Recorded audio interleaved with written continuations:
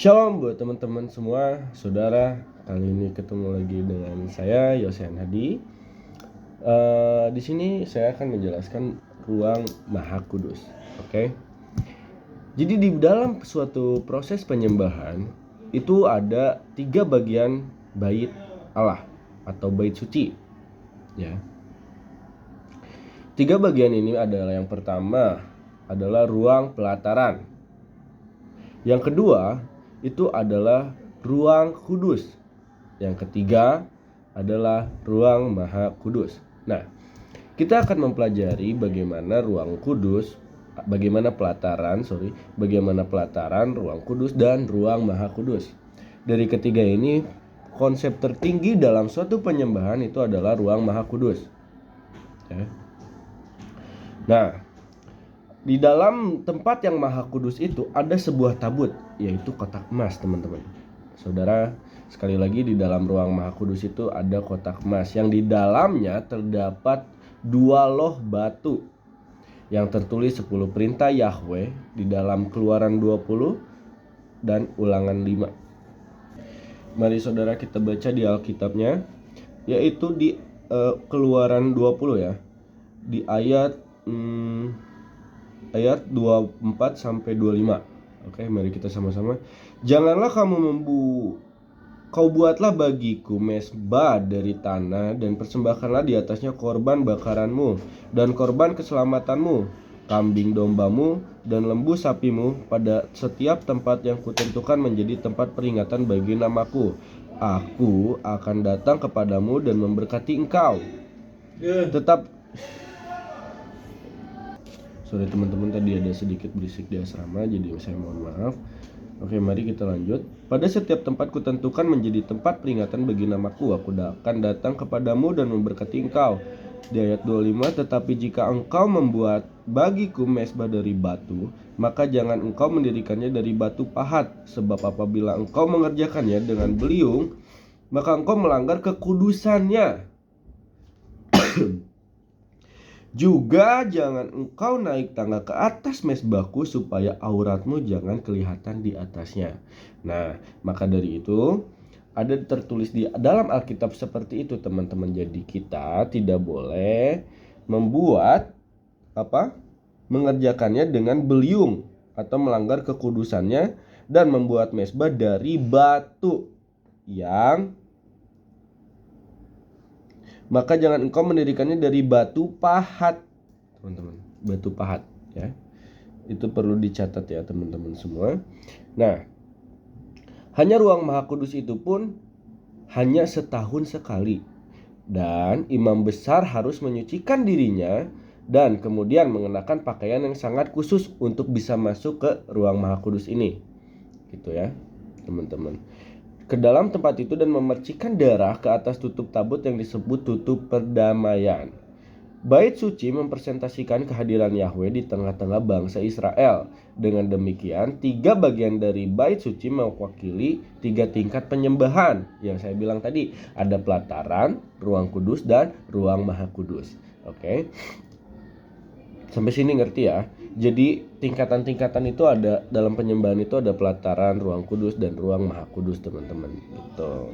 Nah, yang mau kita bahas, semuanya kita bahas di sini. Kita masuk ke dalam pelataran Tuhan. Ada tertulis di dalam Mazmur 100 ayat 4. Mari kita buka sama-sama di Mazmur 100 ayat 4, teman-teman ya.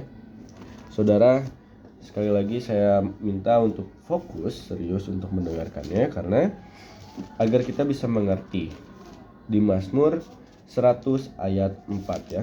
Mari kita buka sama-sama di Mazmur 100 ayat 4. Oke. Masuklah melalui pintu gerbangnya dan nyanyian syukur ke dalam pelatarannya dengan pujian-pujian. Berarti otomatis adanya pujian itu adalah penyembahan untuk Tuhan. Bersyukurlah kepadanya dan pujilah namanya.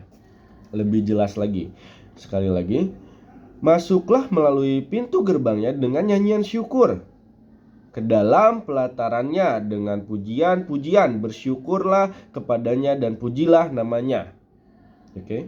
Otomatis di ruang pelataran itu kondisinya itu karena banyak pujian-pujian, karena yang masuk ke dalam pelataran itu semuanya pasti ada dalam suatu penyembahan, dan kita pun ke dalam penyembahan itu pasti beramai-ramai teman-teman. Otomatis di pelataran itu berisik. Oke, sampai sini jelas ya. Nah, dalam hal ini kita harus waspada setiap kita akan datang beribadah kepada Tuhan, karena berisiknya itu adalah iblis pasti tidak senang kalau kita berusaha dekat kepada Tuhan. Itulah konsekuensi awal di pelataran ya. Saudara yang dikasihi oleh Tuhan, Tuhan tidak akan pernah membiarkan kita tergoda oleh iblis ya. Tuhan pasti rangkul kita, makanya dalam setiap penyembahan kita itu harus, sebelum memulai penyembahan tuh kita harus doa terlebih dahulu. Oke? Nah,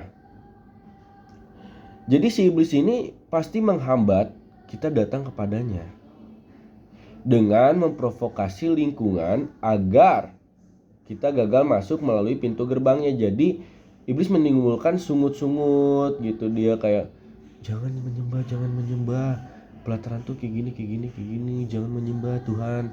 Tuhan pun gak akan merespon kamu, ibaratin gitu. Atau gak tiba-tiba kita jadi malas, atau gak kita jadi tiba-tiba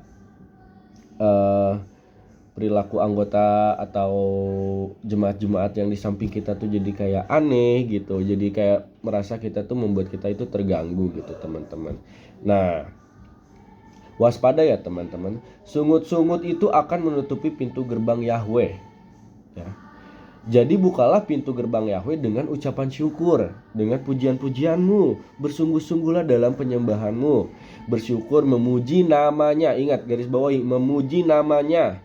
Tujuanmu dalam pelataran itu memuji namanya. Seandainya iblis berhasil kan menimbulkan situasi yang memancing kita untuk bersungut-sungut, maka pilihlah untuk tidak kecewa dan untuk tidak bersungut-sungut. Kenapa? Karena kalau kita membuat timbul kecewa dan bersungut-sungut, kita tuh tidak akan pernah masuk ke dalam penyembahan yang sempurna di pelataran tersebut gitu. Karena kita tahu bahwa kita itu tujuannya kepada raja di atas segala raja gitu ya teman-teman ya. Nah, dengan cara gimana? Kita tuh harus dengan cara memberikan. Jadi untuk masuk pelataran itu, sekali lagi saya ulang, masuk ke dalam pintu pelataran itu masuk melalui pintu gerbangnya dengan nyanyian syukur. Itu yang pertama ya. Untuk masuk pelataran syaratnya. Yang kedua, dengan puji-pujian, dengan bersyukur dan memuji namanya. Jangan pernah mendengarkan iblis. Oke, yang ketiga, datang tepat waktu ke ibadah. Kadang kita tuh kalau misalkan kita tuh kadang lebih duluan gembalanya dibandingkan kitanya. Padahal seharusnya kalau kita pengen memuji nama Tuhan atau memberikan penyembahan untuk Tuhan, kita harusnya datang lebih awal ya, karena Tuhan pun kita pun ingin Tuhan menjawab dari setiap doa-doa kita dong, benar. Nah, kalau kita malas-malesan untuk memberikan sesuatu kepada Tuhan, jadi bagaimana Tuhan ingin memberi kepada kita kalau kita aja masih bisa tergoda di dalam pelataran itu. Karena itu pelataran tuh tempat paling awal dalam penyembahan. Oke, yang kedua, kita masuk ke dalam ruang kudus. Nah, di dalam ruang kudus kita tuh harus fokus kepada satu penonton. Jadi penontonnya tuh bukan penonton tuh kayak jemaat-jemaat gitu, bukan. Penonton itu adalah Tuhan itu sendiri. Biarlah Tuhan yang menonton kita, tetapi kitalah yang menyembah Dia, karena kita adalah penyembah. Oke, sampai sini paham? Jemaat itu juga penyembah, pelayan itu penyembah, gembala itu penyembah. Jadi kita dalam satu ruangan tersebut di gereja itu kita menyembah kepada Tuhan ya. Jadi tidak boleh kayak misalkan nyanyi Yahweh Rafa, misalnya nyanyi lagu itu Elohim, terus kita kayak nengok kanan kiri. Jadi itu kita nggak fokus, malah kita jadi penonton di situ. Padahal kita nengok kanan kiri sambil nyanyi gitu. Nah, itu juga dianggapnya kita tidak fokus, malah jadi tidak fokus kepada satu penonton, malah jadi dua penonton, fokus kepada diri kita dan fokus kepada Tuhan. Nah, itu tidak boleh teman-teman ya untuk masuk ke ruang kudus. Nah, yang kedua, sikap menghormati Tuhan selama menyembah. Nah, apa yang saya bilang tadi, kalau kita gini-gini nengok kanan kiri teman kita di mana ya, misalkan gitu menyembahnya kayak gimana, itu kita tidak akan pernah masuk ke dalam ruang kudus. Karena dalam perjanjian lama kata menyembah itu berasal dari sacah. Itu bahasa Ibrani teman-teman, artinya menyembah. Nah, jadi kita terus fokus menyembah, oke? Memberikan hormat, melaksanakan penyembahan dengan membukukan badan, oke? Melaksanakan penyembahan dengan membukukan badan, memberi hormat atau merebahkan diri di lantai atau bisa dibilang tersungkur. Oke, teman-teman. Nah, setelah itu kalau kita sudah bisa memberikan kemuliaan untuk Tuhan dan menyembah dengan sangat baik tanpa kita nengok kanan kiri dan kita udah bisa lulus di pelataran, kita bisa lulus di ruang kudus, otomatis kita bisa naik ke penyembahan berikutnya. Makanya kadang dalam suatu penyembahan itu kadang WL bilang, mari kita masuk lebih dalam lagi, dan harmonisasi musiknya itu lebih terasa lagi teman-teman. Ya. Harmonisasi musiknya, instrumen musiknya itu lebih kerasa lagi. Jadi itulah kita sedang next level, oke, upgrade dalam penyembahan untuk masuk ke ruang Maha Kudus. Atau dalam setiap penyembahan itu pasti ada level up gitu. Karena Tuhan itu juga tidak mau penyembahan yang gitu-gitu aja gitu teman-teman. Kita juga kalau makan itu pasti nggak mau makanannya itu misalkan ya makan ikan, misalkan ikan ini lagi. Kalau tiap hari kita dikasih makan ikan aja terus, ikan yang sama, nasi yang sama, ikan yang sama, menunya kayak gitu-gitu aja, kita pun pasti bosan teman-teman. Makanya itu ada tingkatan-tingkatannya. Dan yang terakhir itu adalah ruang Maha Kudus. Oke. Ruang Maha Kudus di dalam tubuh kita sendiri, jangan jauh-jauh dalam penyembahan ya teman-teman ya. Di dalam tubuh kita sendiri juga itu ada ruang Maha Kudusnya. Oke. Sebelum kita masuk kepada ruang Maha Kudus, di dalam tubuh kita juga ada ruang Maha Kudusnya, yaitu di hati kita sendiri, yang dimana Tuhan selalu diam di situ apabila tubuh kita itu kudus atau ditahirkan atau kita lebih takut akan Tuhan gitu. Jadi apakah Roh Kudus atau Tuhan yang ada di dalam hati kita mau mengisi tubuh kita apabila tubuh kita itu kotor? Apakah mau Ia mengisi ruang Maha yang kudus di sini? Gini teman-teman. Kan kita ada ruang Maha Kudus nih di hati kita ya. Di hati kita tuh ada ruang Maha Kudus, Saudara. Kalau misalkan kita sering berbuat dosa, melakukan pelanggaran di dalam hukum-hukum Tuhan, hukum firman, kita otomatis kita tidak menjaga kekudusan kita, ya. Jadi kita gak bisa merasakan kudusnya Tuhan tuh kayak gimana. Roh Kudus itu pasti responsifnya telat. Makanya kalau kita sebagai penyembah Tuhan, kita harus bereskan dulu hati kita. Kita harus bereskan perilaku kita. Kita harus bereskan setiap kekosongan kita, keburukan kita itu kita harus lepasin semua. Biar apa? Biar kita tuh bisa masuk kepada ruang Maha Kudus. Baru kita masuk ke dalam penyembahannya. Oke. Nah, jadi di dalam ruang Maha Kudus itu sunyi. Jadi itu hanya kitalah yang fokus kepada Tuhan, berdua. Oke. Berdua kepada Tuhan, fokus bagaimana cara penyembahannya kepada Tuhan, ya kan. Nah, mengenakan kekudusan dengan darah anak domba. Kalau dalam perjanjian lama itu ada dibilang tabir yang memisahkan ruang kudus dengan ruang Maha Kudus, dan hanya imam-imam yang kudus yang berhak masuk ke dalamnya. Dalam perjanjian baru, tabir itu sudah dikoyakkan saat Yesua atau Yesus menyerahkan nyawanya dan menumpahkan darahnya di kayu salib. Biar ada gambaran ya teman-teman ya. Mari kita buka di Matius 27 ayat 51 ya. Kita buka di Matius 27 ayat 51. Sorry ya teman-teman, sedikit batuk soalnya. Matius 27 ayat 51. Oke. Tetapi seorang dari sorry. Ini. Oke. Dan lihatlah tabir bait suci terbelah dua dari atas sampai ke bawah, dan terjadilah gempa bumi, dan bukit-bukit batu terbelah, dan kuburan-kuburan terbuka, banyak orang kudus yang telah meninggal bangkit. Terkoyak tabir itu telah membuka sekat yang memisahkan kita dari ruang maha kudus.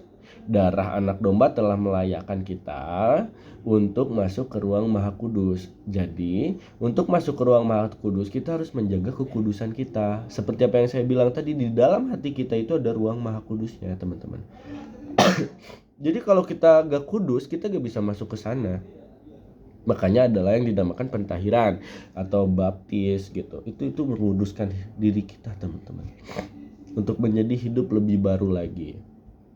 Gitu ya. Perkataan kita pun harus dijaga, pikiran kita, ya kan, perbuatan, dan kita pun berani memasuki hadiratnya yang kudus hanya dengan darah anak domba. Otomatis itu adalah iman. Iman kalian tuh harus, iman kita dan saya juga itu harus bisa menguatkan untuk masuk ke dalam ruang maha kudus. Oke. Karena semakin percayanya diri kita kepada Tuhan, otomatis itu bisa mendorong kita bisa masuk ke dalam ruang maha kudus. Atau dalam setiap penyembahan itu kita bisa didorong, dipush terus sama Tuhan. Karena adanya Roh Kudus itu tersendiri. Oke, yang kedua, menyembah Yahweh dalam roh dan kebenaran. Oke. Untuk masuk ke dalam ruang maha kudus, kita juga harus menyembah Yahweh dan dalam roh dan kebenaran. Maksudnya adalah saat kita datang menyembah kepada Tuhan dan kita udah dari ruang kudus untuk masuk upgrade ke dalam ruang maha kudus, itu kita hanya fokus dengan Tuhan, ngobrol sama Tuhan, puji nama Tuhan, karena tempat itu pasti terasa sunyi. Oke, nggak ada suara apa-apa, dan kita pasti fokus hanya kepada Tuhan. Kita nggak ada lagi tengok kanan kiri bla bla bla gitu, nggak ada, teman-teman. Kalau kita udah masuk ke dalam ruang maha kudus. Dan untuk masuk ke ruang maha kudus itu sendiri itu sulit, teman-teman. Kita harus kuduskan badan kita harus fokus penyembahan agar kita bisa masuk ke sana. Yang pertama banget kita harus baca firman Tuhan. Yang kedua, dalam setiap penyembahan ini ya, yang mendukung agar kita bisa masuk ke dalam setiap penyembahan dari ketiga tahapan penyembahan ini, untuk bisa masuk ke dalam pelataran, ruang kudus dan ruang maha kudus, itu kita harus baca firman Tuhan, rajin baca firman Tuhan. Yang kedua, kita harus berbuat baik, tidak melakukan dosa. Yang ketiga, kita harus melakukan keintiman dengan Tuhan, karena di dalam ruang kudus itu kita hanya fokus kepada Tuhan, teman-teman. Kalau kita nggak tahu Tuhan kita kayak gimana, ya bagaimana kita mau masuk ke dalam ruang maha kudus sedangkan kita aja nggak tahu Tuhan tuh kayak gimana, hati Tuhan tuh kayak gimana gitu ya. Jadi itu saja. Dan satu ayat lagi, teman-teman ya, Yohanes 4 ayat 23 sampai 24. Tetapi saatnya akan datang dan sudah tiba sekarang bahwa penyembah-penyembah benar akan menyembah Bapa di dalam roh dan kebenaran. Sebab Bapa menghendaki penyembah-penyembah demikian. Yahweh itu roh, dan barang siapa menyembah dia harus menyembahnya dalam roh dan kebenaran. Seperti apa yang saya bilang tadi, kalau kita kotor, kita tidak benar, kita tidak akan pernah bisa menyembah Tuhan di dalam ruang maha kudus sendiri, karena itu adalah bentuk keintiman kita dengan Tuhan. Oke, cukup sekian aja dari saya. Mari kita berdoa. Terima kasih Bapa untuk setiap halnya pengajaran-Mu di dalam setiap harinya. Kami telah mengerti bagaimana itu pelataran, ruang kudus dan ruang maha kudus, step by step untuk bisa ketemu dengan keintiman bersama Engkau. Mari Tuhan, jamahlah setiap kami untuk bisa berubah, upgrade dan update, agar kita bisa masuk menyembah lebih dalam lagi, masuk ke dalam pendalaman yang lebih dalam lagi bersama Engkau. Biarlah urapan-urapan-Mu lah yang membawa kami ke sana, dan iman kami yang akan kami perkuat, yang harus kami perkuat untuk bisa mendorong kami, mempush kami untuk masuk ke dalam tahapan ruang maha kudus. Ya Bapa, biarlah setiap kami bisa memuji dan menyembah nama Engkau sampai akhir zaman, sampai Engkau mengangkat kami di awan-awan Bapa. Di dalam nama Tuhan Yesus Kristus kami berdoa dan mengucap syukur. Amin.